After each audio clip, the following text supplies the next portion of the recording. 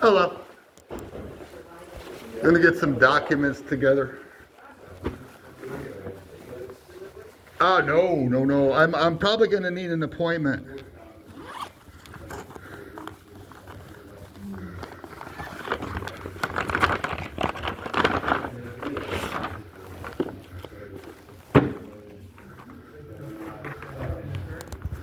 Yeah, so my wife is a whistleblower for DCYF, for CPS.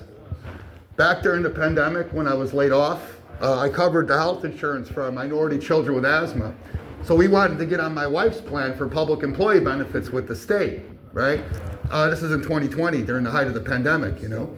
3 weeks before my insurance expired and the transfer to state benefits, my union business manager committed federal fraud 1641 fraud and swindles, right?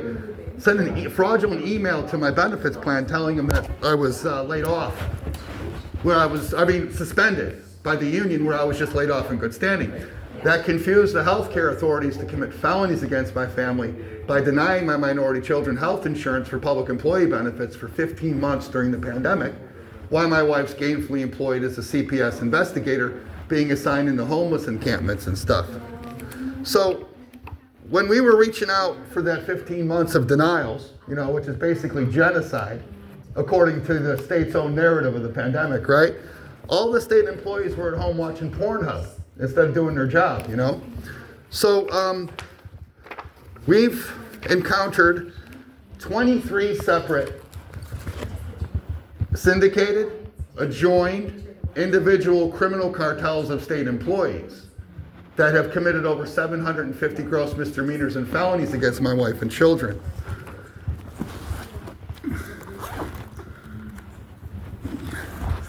We filed over 50 criminal incident reports in 9 cities and 5 counties against over 200 public officials. Here are some of them here. Here's your governor, Yen Lawler. We actually got Nick Brown, lockdown Nick Brown, you know, because he's the architect of the pandemic and he's done a lot of things here. So anyway, my wife went to organize with state employees at her work in 2023. So we have 31 gross evidence of, because I'm in the Supreme Court right now, right, as my own lawyer, right? And that's what we're mainly here for, because we have a lot of fraud going on, right? So when we went to assemble, my wife did, legally, federally, with her state employees about the discrimination and the felonies. We called 911 at Indian Child Welfare, and we filed 31 gross misdemeanors and felony reports against this administrator. So we left peaceably, right? And Cynthia Blair, the administrator of Indian Child Welfare, 5 days later, we were served with an anti-harassment order, right? To keep us off state property.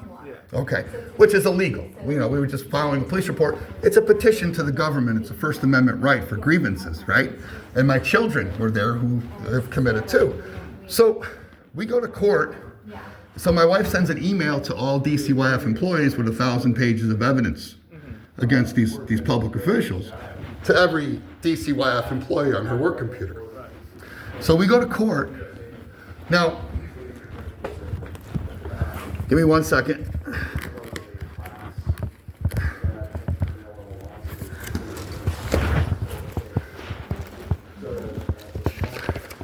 So here's part of my Supreme Court case. So she took us to court, to district court in King County. Judge Laura Gibson was ready there, rigged judge, criminal child raping, Satan worshiping judge, like all your judges are. There's a ring that influences them. Okay, so she put an anti-harassment order on us for just doing First Amendment stuff, and I didn't let me submit evidence in court and everything like that prior to the hearing. So I took all their color of law bullshit and I appealed it, right? Now, during the time my wife was at work, they brought a state-dependent youth in, a 16-year-old girl that ran away from her foster home. She called the DCYF agency my wife works at and had a social worker bring her in to be replaced. Social worker picked her up and brought her back to my wife's agency. My wife was working. Well, the girl got out of the car, the 16-year-old state-dependent youth, and was in distress. Could have been a victim of sexual abuse from the foster parents or whatever it is. There's a lot of that going on, right? You guys always cover that up, though. Definitely. So anyway, the girl got out and My wife's supervisor, Natasha Savage, went out there with the social worker, and all three of them were arguing with the youth, or two of them were arguing with the youth. Well, the youth walked off the property in distress, walked out of sight from the supervisors in the parking lot, and was found strangled to death the next morning, right? Now, that's an open murder investigation. But my wife put in a tip against Natasha Savage. When that girl walked away, already in runaway status, Natasha Savage should have called 911, okay? Especially West Seattle precinct, a mile down the road. But she didn't. Nobody did in the agency. Now, if she would have called 911, nobody can deny that there's a chance that the police would have retrieved her before she was murdered. So Natasha Savage, my wife's tip, was criminal mistreatment against that supervisor, right, which is a Class C felony, because she didn't call 911. Oops. And so I've taken that through court. And the judges don't want to talk about it. This one says, this is the Supreme Court, Michael Johnstone, the Commissioner of Supreme Court, said, I'm talking about a girl who had some contact with DCYF after her death, okay, which is, it's a way of him covering it up, trying to pass it through. She was in the program for 18 months up until the time she was murdered. So Cynthia Blair, the administrator, took me to court that I've appealed all the way to the Supreme Court and got every judge along the way as accessories to homicide against this girl, besides the 750 gross misdemeanors and state and federal felonies compounded against my family. Because, filing these reports, I'd be lying to a public official each time if this wasn't true. You know what I'm saying? So this is all true, right? And I would love for somebody to give me a jury for a misdemeanor to try to attempt. You know what I'm saying? Because I'll get a free jury. I can subpoena people. I can submit all this felony evidence. But that's a different story. So, Cynthia Blair, the administrator. Here's the RCWs for the Attorney General. This is what your duties are. Attorney General shall, which means must, also represent the state and all officials, departments, boards, commissioners, administrative tribunals, in all legal and quasi-legal matters, with the exception of the prosecuting attorney. If Cynthia Blair, that administrator, called the police on me and I had criminal charges, then you guys don't have to get involved. But you guys are supposed to be representing her here to take my family to court to keep us off state property. But she's going pro se. So that's criminal impersonation in the first degree, the RCW, of a representative of the Attorney General's office, which is a Class C felony. Does that make sense to you? I mean, I'm not saying you agree, but you're following me. Also, this is a labor dispute. My wife at her work, trying to organize. Now, it says no court in the state of Washington, or no judges, has any jurisdiction in restraining orders or injunctions in labor disputes. So this child raping, Satan worshiping judge, Michael Johnston, is ruled out of his jurisdiction. Hi.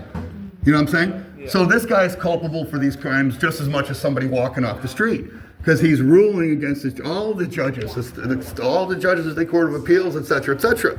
Now also,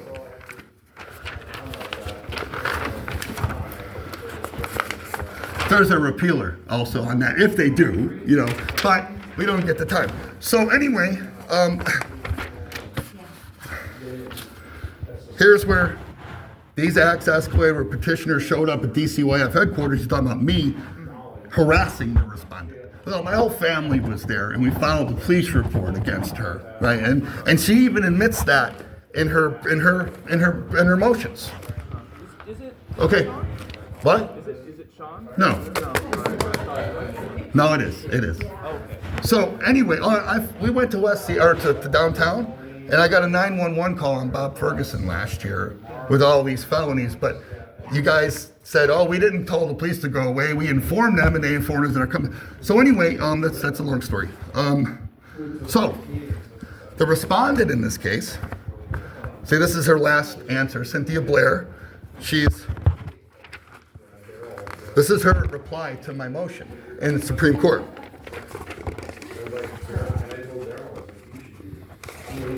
She say, I am Cynthia Blair, area administrator Okay, so she's admitting that. But, it's funny because all her replies and stuff that I've taken to court with, she's not signing anything or dating them. Her motions and briefs that she's filing into court. You see that? Now, I reported that to the judges and they keep ignoring it. But here's Court Rule 11. A party who is not represented by attorney shall sign and date the party's pleading and motion or legal memorandum by the state's party's address. If a pleading or motion legal memorandum is not signed, it shall be stricken unless it is signed when notified. Like you didn't sign your brief, okay, but the clerks let it through. Now the clerks are just as corrupt as the child raping, Satan worshiping judges you have here in this state. Okay, the whole system, every state employee. Okay, right? I'm telling you, you can see this, right? So anyway, so we got this.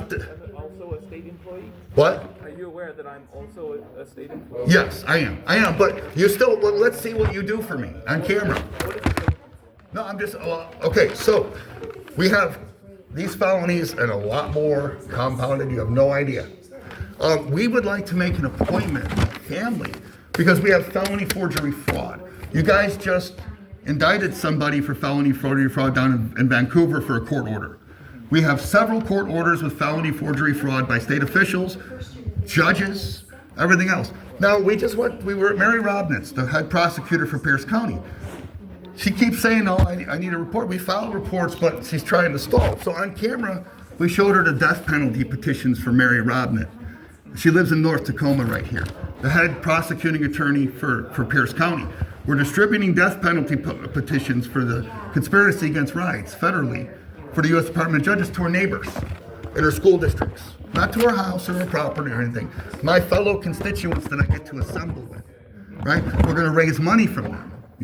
We want our own family to know what she's doing to our fucking kids, okay? So, this is either you're culpable, Nick Brown, federally and internationally, because we've assembled with El Salvador and the Russians at Roos House up in Capitol Hill.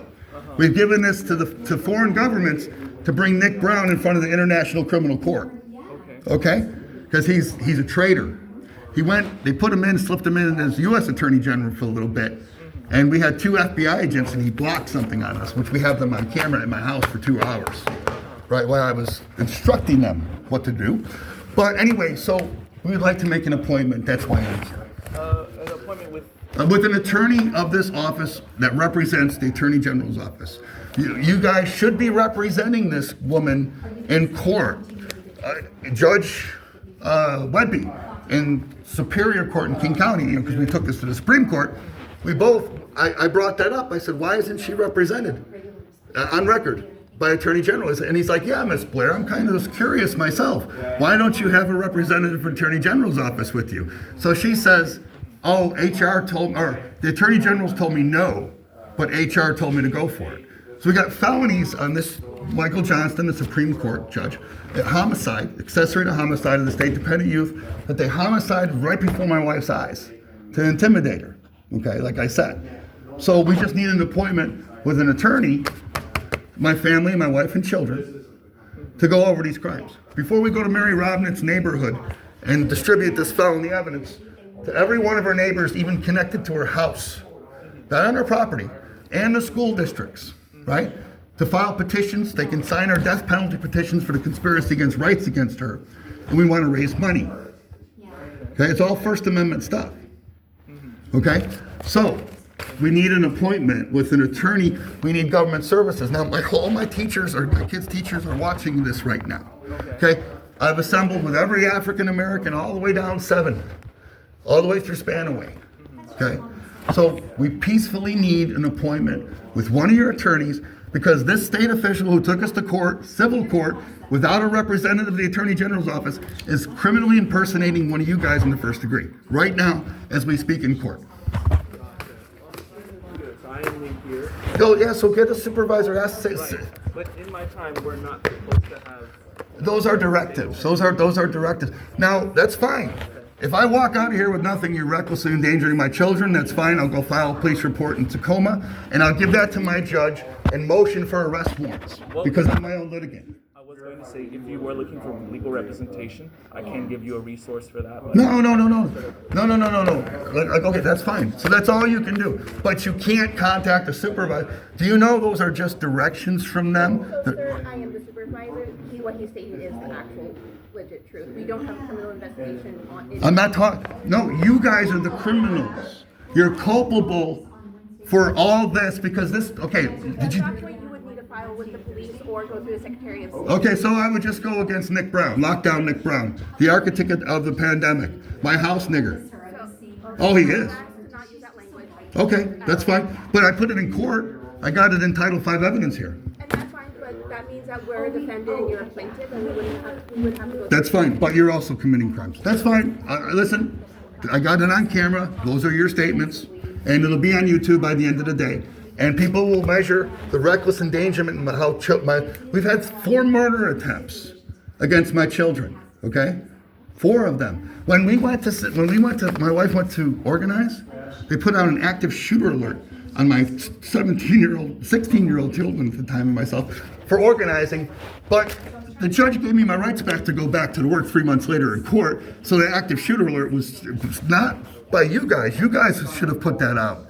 But the administrators of DCYF that my wife filed 31 gross misdemeanors and felonies did it. Okay, this is getting really serious. Now, my wife's been beaten on camera. We've been arrested 6 times. I've had the pro se way all out of it because it's all the color of law bullshit in the municipalities that they're using. Yeah, I went to this Department of Justice and I got them on camera for 45 minutes. You see, because I want them to, because those attorneys, the U.S. attorneys, they still have to have a Washington State bar license. They're tethered to their Washington State bar license, meaning they're culpable for all these RCWs. Okay, doesn't matter if they're federal or not. I hope you guys are paying attention to what's going on in this new federal government, what they're looking at here, right? Now, last year we were in our kids' school. One last thing, and I'm leaving. We had a meeting because I had 3 kids in high school. All the staff, okay, in person with the school counselor, the psychologist.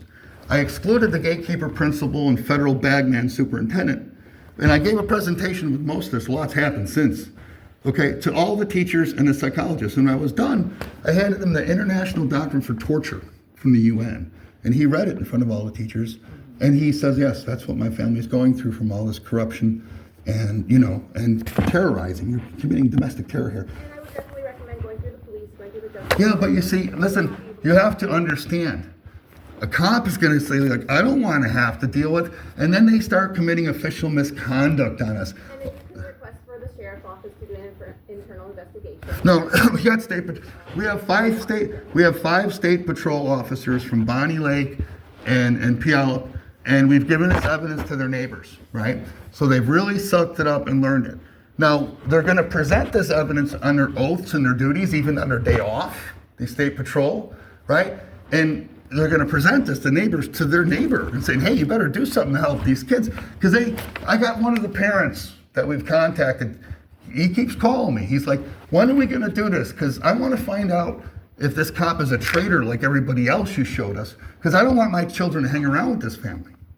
See, that's where I'm coming into your public officials.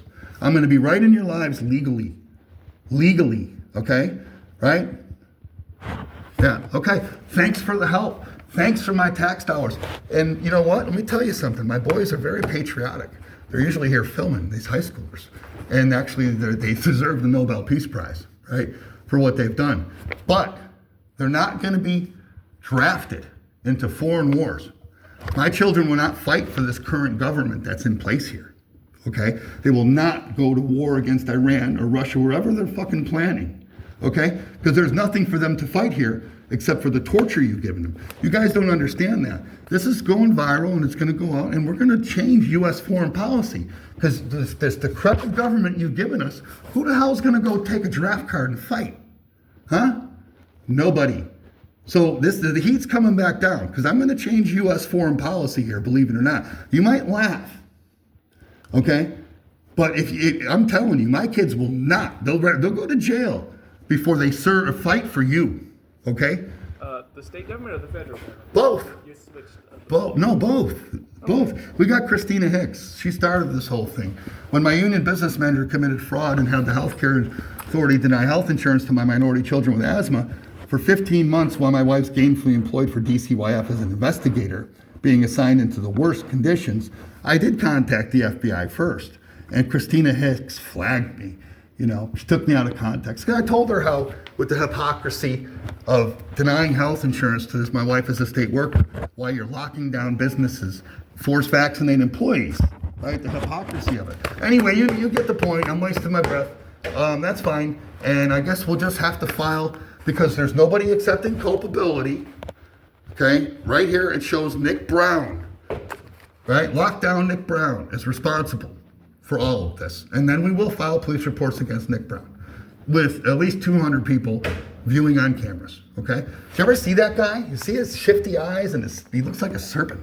He's pure evil. We dealt with him when he was temporarily U.S. attorney, because the U.S. attorney left here during the pandemic.